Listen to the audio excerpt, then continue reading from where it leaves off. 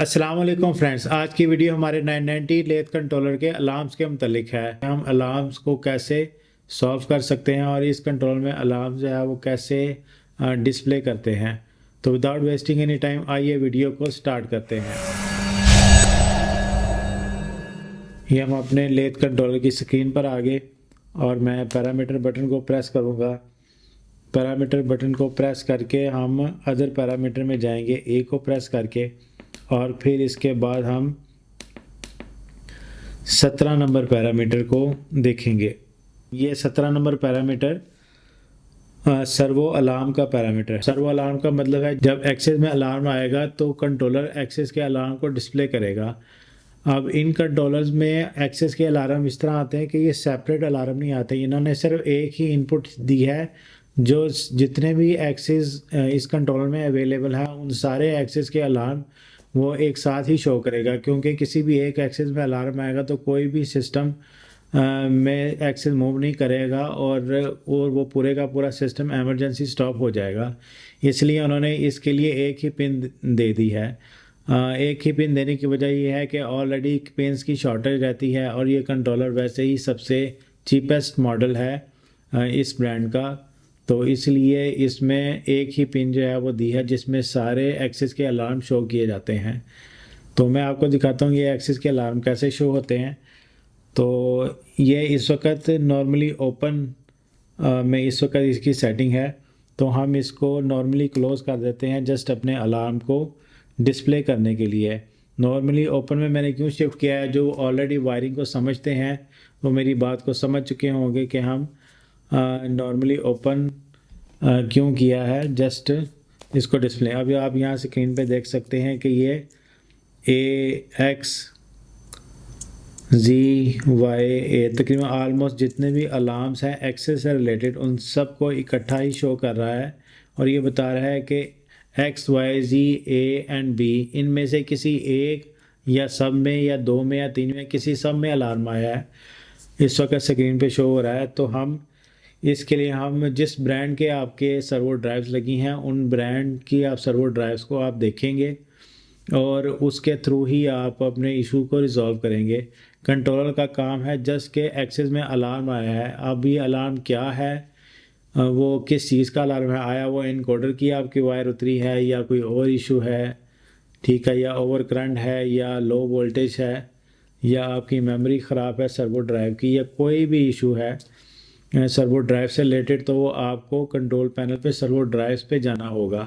ये controller just जो है वो अलार्म का डिस्प्ले देता है, इससे ज़्यादा कोई इन्फॉर्मेशन नहीं देता ये कंट्रोलर। तो मैं अभी फ़िलहाल हम अपने नेक्स्ट अलार्म की तरफ चलते हैं और मैं इस अलार्म को ऑफ कर देता हूँ। ठीक है, हमारा जो नेक्स्ट अलार्म है वो है स्पिंडल अलार्म।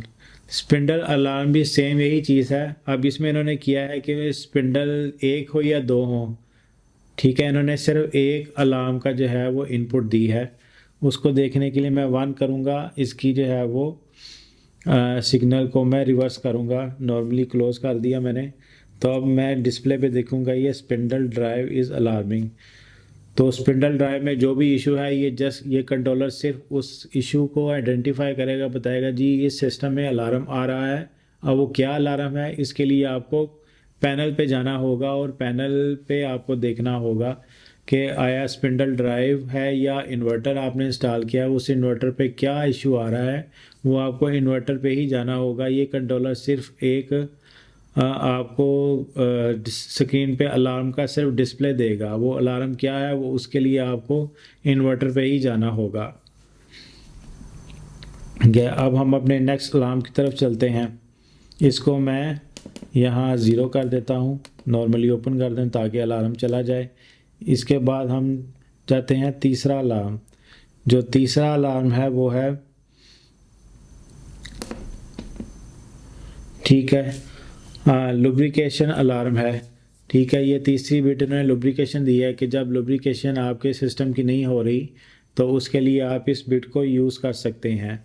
जिन सिस्टम में लुब्रिकेशन ऑटोमेटिक इंस्टॉल नहीं होता, मोटराइज्ड होता है या फिर मैनुअल प्रेशर के थ्रू वो काम करता है, तो उसका सिग्नल के थ्रू ये वाला सिग्नल आप हाइड्रोलिक पे भी यूज़ कर सकते हैं। हाइड्रोलिक के प्रेशर का जो उन्होंने प्रेशर स्विच दिया होता है, स्विच के थ्रू भी आप इसको कंट्रोल कर सकते हैं। या जिन सिस्टम में न्यूमेटिक प्रेशर दिया होता है, उस न्यूमेटिक प्रेशर का जो वाल दिया होता है, प्रेशर स्विच दिया होता है, उसके थ्रू की स्विचिंग भी आप इस सिस्टम में इनपुट दे सकते हैं। तो उन्होंने एक अलार्म दे दिया है, तो ये यूज़र की अपनी चॉइस है कि वो कौन सा सिग्नल इस कंट्रोलर का इनपुट देगा। ठीक है, इसके बाद आपका जो मेनली यूज़ होने वाला जो सिग्नल है वो है डोर स्विच। ठीक है, डोर स्विच की इन्होंने ऑप्शन दी है कि आप डोर स्विच को यूज़ करना चाहें या ना करना चाहें। आप यहाँ कंट्रोलर पे देखें, डोर स्विच चेकिंग M12 का सिग्नल इन्होंने दिया हुआ है, तो आप इसको चाहे एनेबल करें या डिसेबल। अभी मैं इसे 1 करके एनेबल कर देता हूँ। तो एनेबल करने के बाद यहाँ पे मैं इसकी स्विचिंग को, ठीक है, नॉर्मली क्लोज़ कर देता हूँ। ठीक है, जस्ट फॉर आपको सिग्नल दिखाने के लिए। ठीक है, और ये उस वक्त काम करेगा जब आपका प्रोग्राम ऑटो चलेगा। ये मैंने ऑटो पे प्रेस किया तो साथ ही डोर का अलार्म आ गया, क्योंकि वो मैंने नॉर्मली क्लोज़ कर दिया था तो इसलिए वो शो कर रहा है। ठीक है, तो ये डोर की स्विचिंग का भी अलार्म हो गया। तो अब तक के लिए इतना ही, इंशाल्लाह मिलते हैं नेक्स्ट वीडियो में। टिल देन, अल्लाह हाफिज़।